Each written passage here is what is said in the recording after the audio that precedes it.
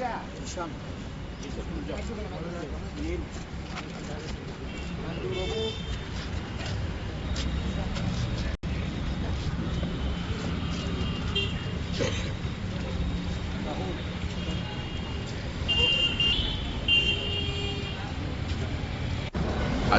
12ই জানুয়ারি এবং আজকের দিনটি রাজ্যে এবং পুরো দেশে যুবকদের অনুপ্রেরণা শ্রী স্বামী বিবেকানন্দের জন্মদিন এবং আজ ওনার 163তম জন্মদিনে আমরা আমাদের কংগ্রেস ভবনে যুবকদের উদ্দেশ্যে যুব দিবস পালন করছি।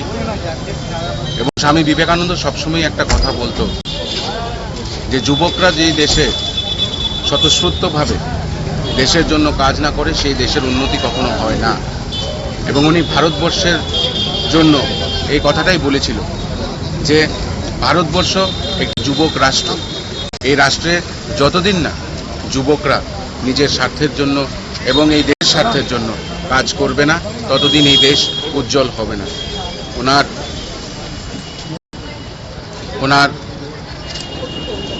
1893 সেই শিকাগোর যে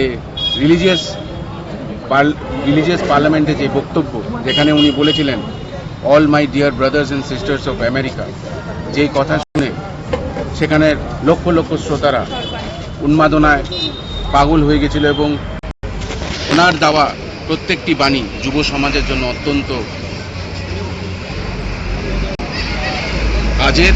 এবং আমি মনে করি উনি সবসময় একটা কথা বলতেন, take one issue and think of that issue, fight for one issue and think of that issue.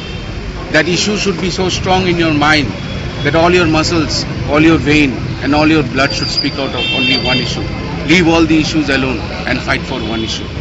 সময় বলতেন যুবকদের যে এক হোক এবং এই দেশের বা এই বিশ্বের প্রত্যেকটি গরিব শ্রেণীর মানুষ এবং তাদের বেদনাকে নিজের বেদনা হিসাবে উন্মোদনা করো এবং তাদের যাতে ভালো হয়, এই সমাজের যাতে ভালো হয়, এই জন্য প্রত্যেকটি যুবককে এক হওয়ার আহ্বান উনি জানিয়েছিলেন।